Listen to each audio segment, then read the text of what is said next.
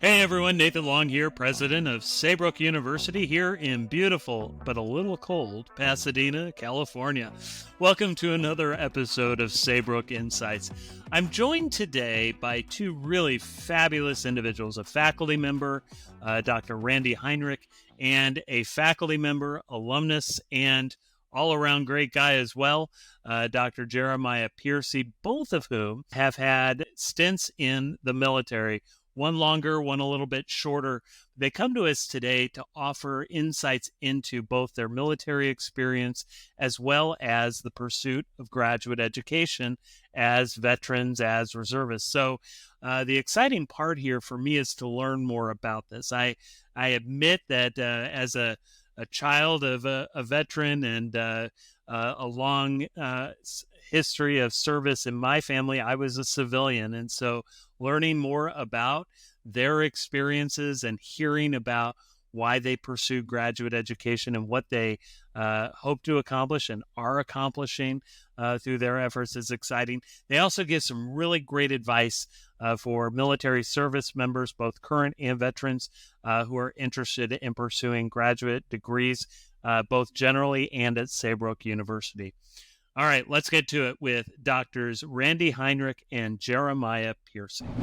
Well, it is my honor today to be joined by two esteemed gentlemen, really fabulous people. I know both of them. Jeremiah, Dr. Pearcey, an alumnus of Saybrook University, all around great student, also a faculty member now at Saybrook. Really great to have you here. And Dr. Heinrich, Dr. Randy Heinrich, faculty member in our research department, doing really great things there too. Dr. Brewer and Dr. Ladd brag about you, so that's been great. Really happy to have both of you here today and your fine work on behalf of the university. Thanks for joining us on this special topic that we're going to talk about. Thank you. Yeah, thanks for having me. Yeah, absolutely. Always a pleasure. So I wanted to get a little bit from each of you before we get started, your Saybrook connection and your military experience. So maybe weave those two together, because as we mentioned in the introduction, or as I mentioned in the introduction, today is really about understanding sort of the relationship of military service members and their pursuit of graduate education. So maybe, Jeremiah, why don't we kick it off with you? Give us a little bit of a bio and connection to the military.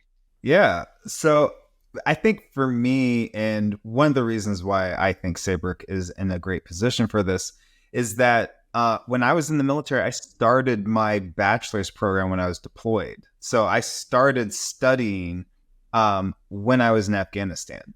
And so I needed a flexible option because the internet there was very all over the place, hit or miss.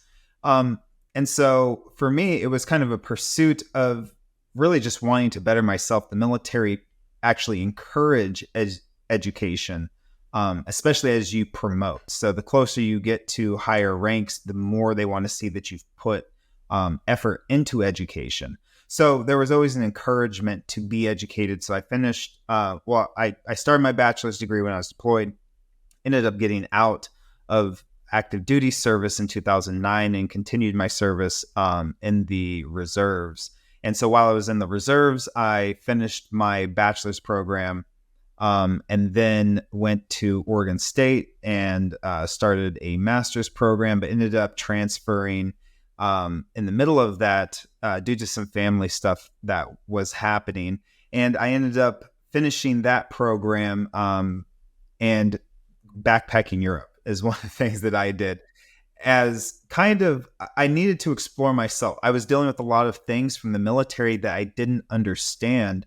And so I was trying to understand. I was trying to find some threads of continuity. And ultimately that led me to Saybrook because I was trying to really tie in the mind and body. At that point in my life, I had only really known of psychology as something ethereal that was separate from the body. And so Saybrook kind of helped me put those pieces together. I was dealing with anxiety-induced hyperhidrosis, which is essentially I look like I've gotten out of the shower when I get anxious, which can be very debilitating. And it took me about 10 years to actually understand it. It was through my education at Saybrook that I understood it. and ultimately got it under control. And now I find myself, being able to do interviews on TV, on podcasts, things like this.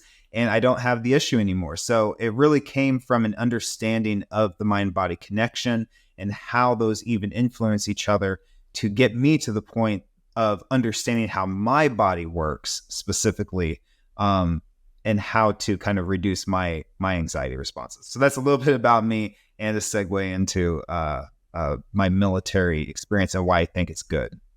I learned something new about you every time we talk. I did not really connect that this was a major challenge for you, and that Saybrook and your experience here was a part of your growth and development in terms of moving past the hyperhidrosis. So thanks for sharing that. I appreciate that.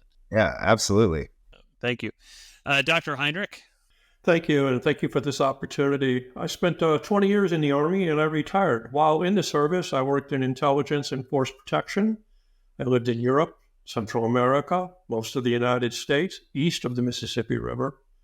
I earned a bachelor's and a master's while I was in service, another master's and a doctorate afterwards. Wore out that GI Bill I got. I wanted to use every penny of it. I did. I enjoyed my service. I feel kinship with those who serve. Thank you, Jeremiah, for your service.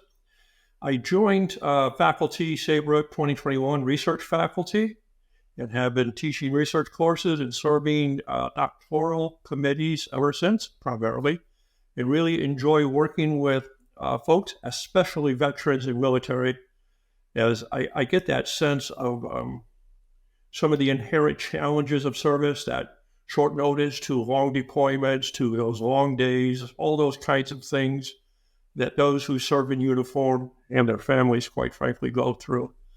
And I made education a priority, and it works for me, and I believe it works for others. Indeed, indeed. Well, thank you both for your service to the nation and to the work you're doing. It's never, I think, so often for those of us who haven't served, it's a little bit kind of a mystery, and also I think we're all grateful for the defense and the service that many of you provide us on a day in, day out basis. So thank you for that. Just by way of acknowledging, one of our first keynote speakers at a commencement was Brigadier General Kafia Jones. Kafia was an alumna of Saybrook back, I think it was 2006, 2007. And Jeremiah, like you, she served in Afghanistan. She actually was in one of those containers where she was doing her dissertation via satellite, connecting with people in that way. It was wild, and we've talked a lot in the past, she and I, about that experience, and it's great to meet others like her in you and both of you here today. So one of the things I think we would like to get a handle on from two veterans like yourselves is, why do individuals in the military, currently, what are they seeking? Not so much why, but what are they seeking in higher education after sometimes they've left, sometimes they're in the middle of their service or coming to the end of it. What are some of the things that they're looking for in higher education? Maybe it's all the same things, but I'd be curious from your perspectives, what is maybe in their minds, from the best that you can decode. So Randy, you want to take that first? Sure, I'd be glad to. Jeremiah touched on one of those aspects across the services. Seeking higher education opportunities often helps with promotion. It helps with additional opportunities for subsequent assignments if you are pursuing more than a single tour. What I think is specific and unique, though, is that most folks go through transitions in their life, try different careers, things of that sort. In the military, transition is coming. You will change careers. You will do something different. And if you're planning your future, you're trying to set that up so that you're doing something that you enjoy, that you have some passion about, and that you have some wherewithal for. And education is a door opener. Sometimes you're surprised by what's on the other side of that door, but it is a door opener. So that's my take as to why active duty would get on this, or reservists, for all those who serve. Excuse me, Jeremiah, I don't want to ever diminish the reserves. I spent many more than one weekend working with reservists because that's when they worked when I was in. But be that as it may, for all those who served, that's what I think are their primary drivers. Jeremiah? I think Randy hit on a bunch of great points. And so I guess to kind of add to that, I think oftentimes it comes from a place of really wanting to understand their experience in the service. So actually, out of my close friends that I served with, that I deployed with to Afghanistan, I probably keep in contact with about 5 of them really, really close. And 3 of them are in the mental health field. So there's a need to kind of understand this experience, I think. The things that you go through in the military, how the military pushes you, it really introduces you to a lot of things that people outside the military just don't have that kind of introduction to. For example, I went through a POW training where, we were out in the woods for 7 days with no food. They gave us 2 Gatorade bars and 5 carrots. And they were like, go, you have to find your own food, make your own water. And, that's an experience that not a lot of people just get. So when you get out of the military, now you're trying to piece all that back together to figure out who you are outside of the military. And there's a lot of questions there. So I think one of the things that causes that pursuit of higher education is what happened to me while I was in the service, and how can I take those experiences and either help others or understand myself better to overcome some of the things I went through, or to kind of bolster the things that I was actually take away that were positive. So I think it's more of kind of a lens to see the world, and higher education helps with that. Yeah, that's great. That's great. Thank you for sharing that. So when you think about Saybrook University and what we offer in terms of master's and doctoral degrees, how do you think our slate of offerings can benefit those service members, both current and veterans, and of course reservists, the whole spectrum, right? So Dr. Heinrich, I'm going to make sure I nail that down as well. Where might there be some benefit there? So Dr. Pearcey, I'll start with you. Yeah, so I think, similar to my journey. So I finished my Ph.D. program at Saybrook in 2019. But through that journey, I really did gain a lot of knowledge on myself. And I think for military members especially, Saybrook is a great place because it is a humanistic school. So you get less of the skewed clinical perspective and more of the whole person perspective, which when you're in the military, I think is one of those things that's essential, because so much of your life is dictated by other people, by where you live. You're told where to move. You're told what to wear, all these different aspects of your life. And so when you actually take that whole person perspective, it gives you so much more insight than I think just doing a clinical program. And I think that's where Saybrook really excels, because it's such a diverse population, diverse faculty, diverse experiences. But more than that, it's let's understand each other from this whole person perspective, or let's understand our world from a whole person perspective. And I think that is paramount and still not offered in a lot of educational institutions. Oh, terrific. Great. Really appreciate that response. Dr. Heinrich? I think that's a wonderful response. I will try to add just a bit to that. I think Saybrook combines a couple of things which are awesome for adult learners. One is you get rigorous curriculum. It's no nonsense. You're going to learn something. 2, you apply it to yourself. You apply it to circumstance. It's not all in the abstract, or even most in the abstract. It is real. It is personal, and it is transformative. I have taught online higher education since 2008. I have never met faculty and staff like I've met at Saybrook in terms of compassion and care and flexibility for that GI that gets no notice and has to leave for 30 days and has to put in 18-hour days somewhere, wherever that may be, vacation spot or not. That sometimes affects school life, family life, all kinds of aspects of that challenge. And what I have found is the faculty and the staff working here has just been incredible. The idea of meeting somebody where they're at is real. This is not lip service. This is a practiced activity at Saybrook, and I think it's meaningful. I think the curriculum is wonderful. I think that if you are looking to put an edge on your critical thinking, you want to step your game up to understand circumstance more deeply, you want to understand yourself or others around you or find constructive ways to improve those things, this is a great place to start and to work that process. Dr. Heinrich, where have you been all my life? I love that description. I mean, both you and Dr. Pearcey.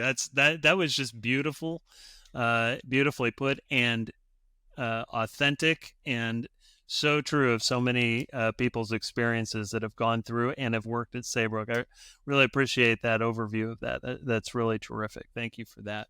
So when we look at Saybrook on kind of the bigger picture as people are thinking about considering a degree, I go back to like just as a civilian, right? And thinking about when I went into grad school, there were all sorts of stories, right? The war stories of getting your doctorate and, the dissertation. Oh, it's so hard. And, it's going to take you forever. And will you ever finish? And what are the, all the things that you could probably imagine. I'm sure both of you could come up with your list. What are some things that people should be considering about grad school, especially as service members and veterans, when they go in? And what are some myths? What are some realities? Maybe give folks a taste of what they might come to expect. So Dr. Heinrich, we'll start with you on that one.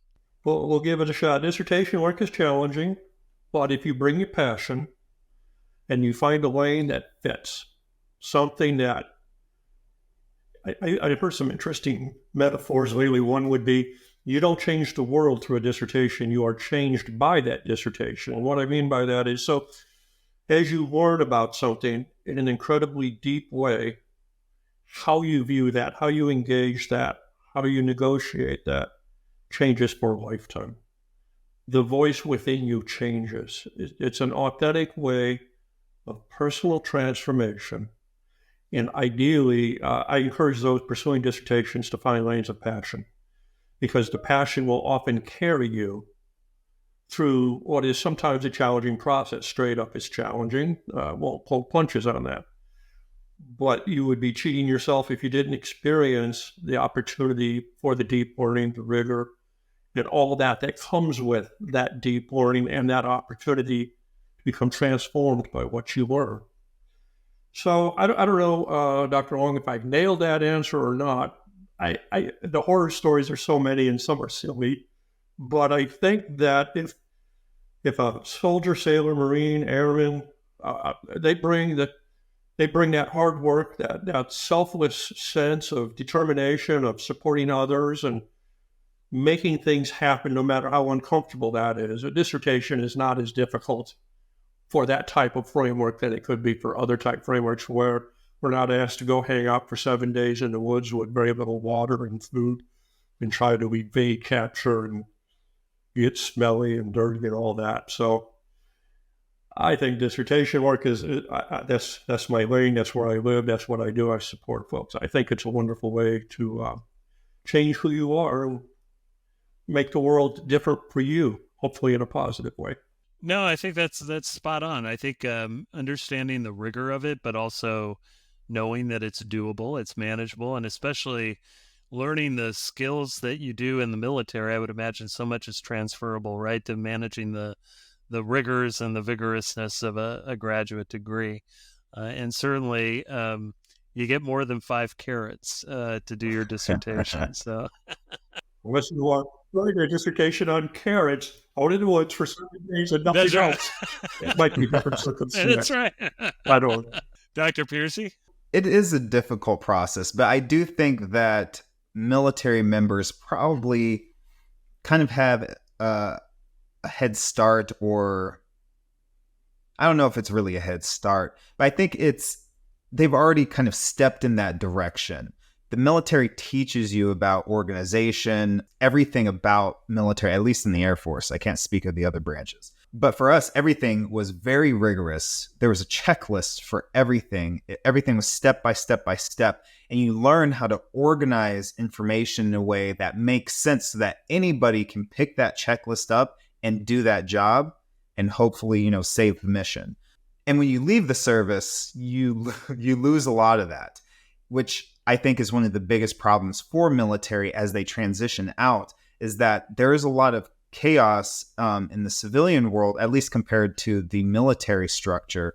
And so what the PhD really does is it teaches you how to organize information in a way that makes sense, but also demonstrates critical thinking. So you've thought a lot about this. My dissertation was on stress, and to what Randy was saying, it changed me.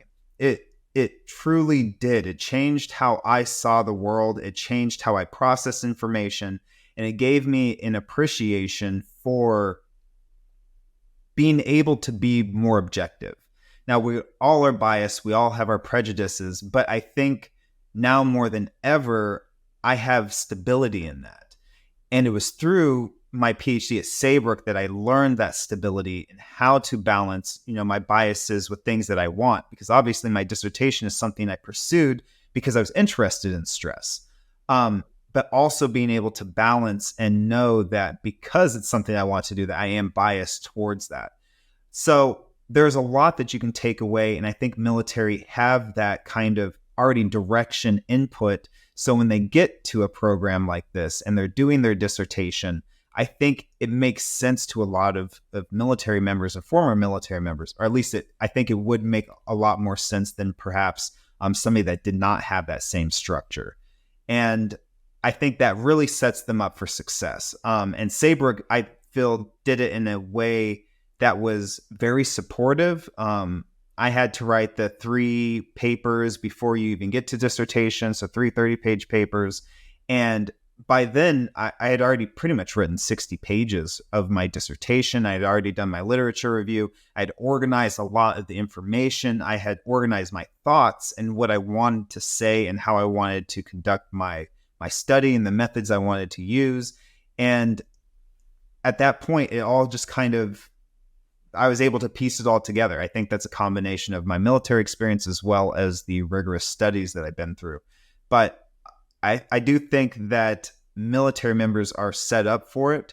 And I think it's a perfect way to enhance those abilities, enhance your leadership abilities, and really just, I think, improve critical thinking, which is going to be a lifelong journey.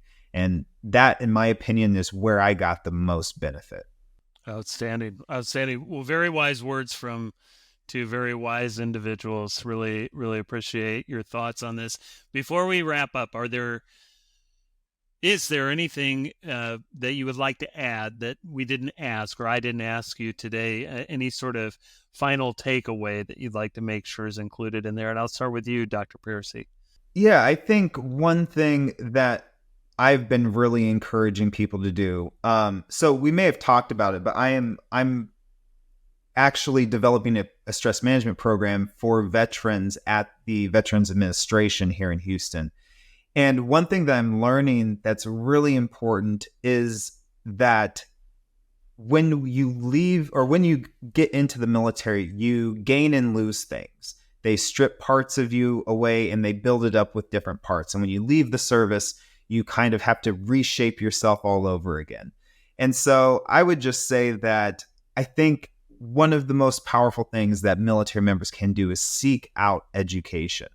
And I think Saybrook is perfectly positioned for that.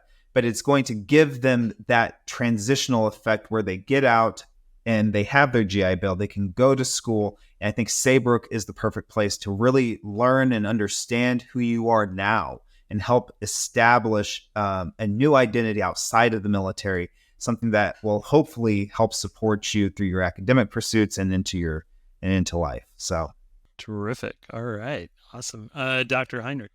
Humanistic philosophy, that whole notion that the human really should be central to whatever theory concept we're studying. I've always felt when I was in the school system briefly that sometimes we treat people in a behavioristic way. And the military was kind of behavioristic, wear this uniform, salute this way, wear this rank, that kind of thing. I think a transition to Saybrook puts the human back center of that whole conversation. And it's less about the general and more about the specific. It's about how we as humans treat each other, how we should treat each other, different ways to improve those processes. I know I said this before, but I think it bears repeating. The Saybrook faculty and staff are loving, they are kind, and they are supportive. The work is rigorous, as well it should be. You should be challenged by education. If you're not being challenged, I wonder what kind of education you're getting. And so I think that Saybrook wraps those two things together nicely. And I think that those things that Jeremiah shared are very important. And I just think this is a great landing place to pursue your education. Wonderful cap to that, both of you. So as we do with all of our guests, I've got two questions. These are quick takes. So the first thing that comes to mind, there's no right or wrong answer here. So we're going to leave this to the fates and see what you come up with on this one. So Dr. Heinrich, what does the term humanistic mean to you? It means the person in the middle. Person in the middle. All right. Dr. Pearcey? Yeah, I think it is, what does it mean to be human? And lastly, for all of the folks out there listening, including our vets and our current service members, I'm going to pose this to both of you, and I'll let the two of you figure out who wants to go first. With all that's out there regarding the challenges in this world right now, I mean, and there are a lot, as we all know. What are three things people can do right now to improve their health, their mental health, their emotional well-being, to help make the world a better place for them to live in? So whoever wants to take that on first, please. I'll leave it to you, Jeremiah. This is your lane a little bit more clearly than mine. Yeah, I think probably number one would be to really understand what things mean to you. Because we often go through life and we say things and we do things, but we don't really understand what they actually mean to us. So just stopping, being a little more mindful and trying to understand what it means to you. I would also say breathing is really important. If you learned how to control your breath, I think that gives you a lot of, maybe not a lot of tools, but a tool that can really impact your daily life in ways that you can't imagine. And then third, I think perspective. Perspective is everything. So just being mindful of the perspectives you have. And if you're predominantly thinking of things in a negative light, maybe try to find a way to shift that to something that's more grateful or at least more positive. Well, I think that's a great way to close this podcast. Thank you both, Drs. Heinrich and Pearcey, for a fabulous interview, fabulous insights. Really appreciate your time today. Thank you. This is great. Thank you for having me. All right. That was just absolutely outstanding. Very, very clear, on-point information, and really learned a lot. I did. I hope you did as well. Remember the three major takeaways that Dr. Pearcey left us with. Understand what things mean to you. Really try and be mindful of, what you're doing, why you're doing it. What does it mean to you? Second point was breathe. Learn to control your breath.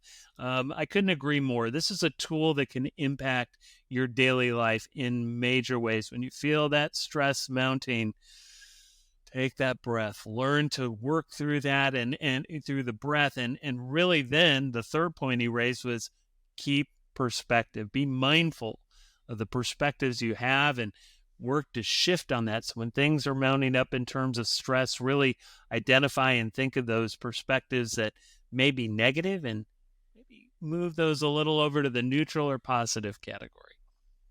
If you want to see the YouTube version of this podcast, please visit our Saybrook YouTube page. If you'd like to support the podcast, which I hope you will, go to Apple iTunes and leave that 5-star rating and review, and subscribe so you can get episodes as they come out. If you're on Spotify, leave the 5-star rating and make sure to follow us. You can, of course, subscribe to us on most of our major podcast platforms, including Google, YouTube Music, Stitcher, Pandora, Amazon, and many others. Remember to check our show notes for information on today's guests, including links to their websites, books, and the like. And for more about our university and to learn more about our programs for veterans and service members, go to www.saybrook.edu. Click on Areas of Study at the top of the page and locate the program of your choice to learn more. Or simply Google Saybrook University. Thanks, everyone. Take care and be well.